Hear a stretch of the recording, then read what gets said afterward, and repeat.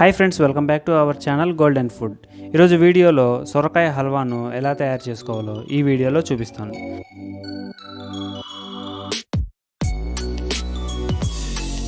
Friends, ఈ సొరకాయ హల్వాకు నేను ఇక్కడ ఒక మీడియం సైజ్ లేత సొరకాయని తీసుకొని ఆ సొరకాయని ఇలా తురుముకొని అందులో నుంచి వాటర్ని ఇలా సపరేట్ చేసుకున్నాను.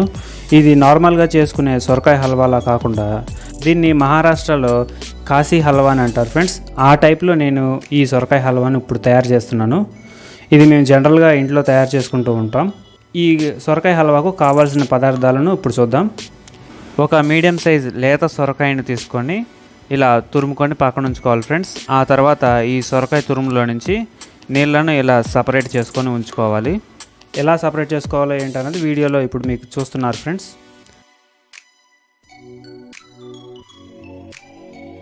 ఆ తర్వాత ఫ్రెండ్స్ ఇక్కడ 2 స్పూన్ల నెయ్యిని వాడుతున్నాను. మీరు నెయ్యి కొంచెం ఎక్కువ కావాలంటే ఎక్కువ వేసుకోవచ్చు, లేదంటే 2 స్పూన్లు సరిపోతుంది. అలాగే 100 గ్రాముల పంచదార. మేము పంచదార తక్కువ తింటాం కాబట్టి ఫ్రెండ్స్ మేము ఓన్లీ 100 గ్రాముల పంచదారనే వాడుతున్నాం. మీరు కొంచెం స్వీట్నెస్ కావాలనుకుంటే ఇంకొక పావు కప్పు ఎక్కువ వేసుకోవచ్చు ఫ్రెండ్స్. కానీ 100 గ్రామ్స్ అయితే సరిపోతుంది ఈ సొరకాయ హల్వాకు. ఇప్పుడు ఈ సొరకాయ హల్వా తయారీ విధానాన్ని చూద్దాం.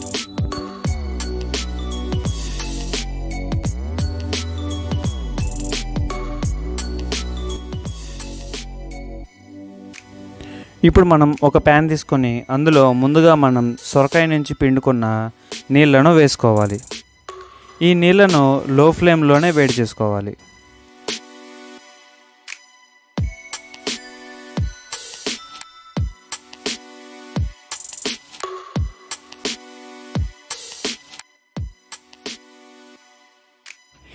ఈ నీళ్లు బాగా మరుగుతున్నప్పుడు ముందుగా మనం తురుముకున్న సొరకాయ తురుమును కూడా వేసి బాగా ఉడికించుకోవాలి. సొరకాయ తురుమును లో ఫ్లేమ్లో ఉడికించుకుంటేనే సొరకాయ బాగా ఉడికి మంచి టేస్ట్ వస్తుంది ఫ్రెండ్స్.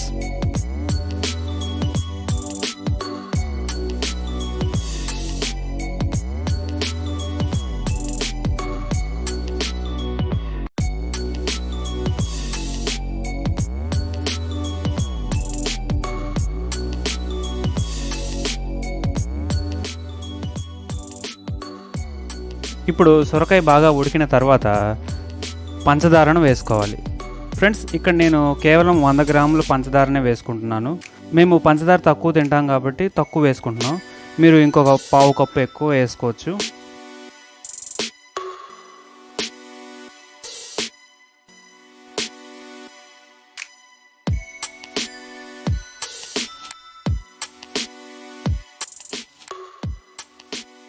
ఇప్పుడు మనం ఫుడ్ కలర్ని వేసుకుందాం. ఇక్కడ ఫుడ్ కలర్ బదులు మీరు సాఫ్రాన్ అంటే కుంకుమ పువ్వును కూడా వాడుకోవచ్చు ఫ్రెండ్స్. కుంకుమ పువ్వు వేసుకుంటేనే టేస్ట్ అనేది చాలా బాగుంటుంది. మాకు అవైలబిలిటీ లేక నేను ఫుడ్ కలర్ని వాడుతున్నాను. ఈ కుంకుమ పువ్వుని 10 నిమిషాల ముందు నీళ్ళలో నానబెట్టుకొని ఆ వాటర్ని కనుక ఈ జ్యూస్లో కలుపుకుంటే మంచి కలర్ అండ్ టేస్ట్ వస్తుంది ఫ్రెండ్స్. మీకు అవైలబిలిటీలో ఉంటే కుంకుమ పువ్వునే వాడుకోండి.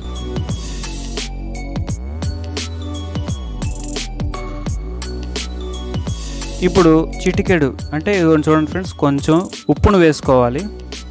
ఉప్పు వేసుకుంటేనే టేస్ట్ అనేది చాలా బాగుంటుంది ఫ్రెండ్స్. ఉప్పు వేసుకున్న తర్వాత కొంచెం నిమ్మకాయ రసాన్ని కూడా ఇలా పిండేసుకొని లైట్గా అంతా ఒకసారి కలిపేసుకోవాలి ఫ్రెండ్స్.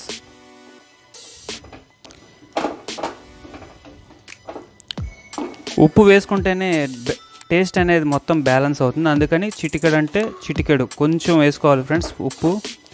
ఉప్పు వేసుకోవటం అస్సలు మిస్ కావద్దు.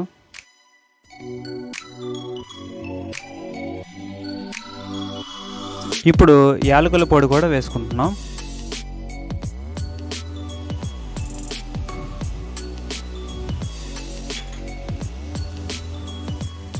ఇప్పుడు అంతా ఒకసారి బాగా కలుపుకొని ఇప్పుడు ఈ సొరకాయ మిశ్రమం అనేది బాగా గట్టిపడే దగ్గరికి వచ్చేలాగా ఇప్పుడు దీన్ని ఉడికించుకోవాలి ఫ్రెండ్స్. ఈ స్టేజ్లోనే కొంచెం నెయ్యిని కూడా వేసుకోవాలి. ఇప్పుడు మనం 2 స్పూన్ల నెయ్యిని వేసుకుందాం.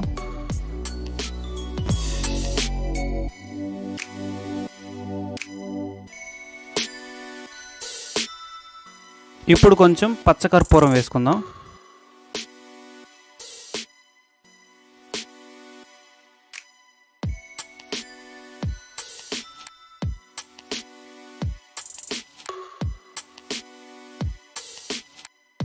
ఇప్పుడు ఇంకొంచెం నెయ్యిని వేసుకుందాం, ఇంకొక స్పూన్.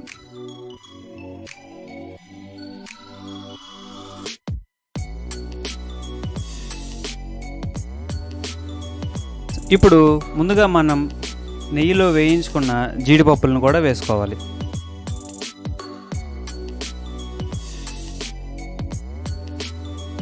ఇలా సొరకాయ బాగా ఉడికి అంతా ఇలా దగ్గరికి వచ్చిన తర్వాత స్టవ్ ఆఫ్ చేసి దీన్ని ఒక సర్వింగ్ ప్లేట్లోకి తీసుకోవాలి. మీరు కూడా ఈ రెసిపీని ట్రై చేసి ఎలా కుదిరిందో కింద కామెంట్ సెక్షన్లో కామెంట్ చేయండి. అలాగే ఈ వీడియో నచ్చితే లైక్ చేసి షేర్ చేయండి. గోల్డెన్ ఫుడ్ ఛానల్ను సబ్స్క్రైబ్ చేసుకోవటం మర్చిపోవద్దు. పక్కనే ఉన్న బెల్ ఐకాన్ని ప్రెస్ చేయడం ద్వారా నా వీడియో నోటిఫికేషన్స్ ఎప్పటికప్పుడు మీకు అందుతాయి. మరో మంచి రెసిపీతో మీ ముందుకు వస్తాను. Thank you for watching. Have a nice day.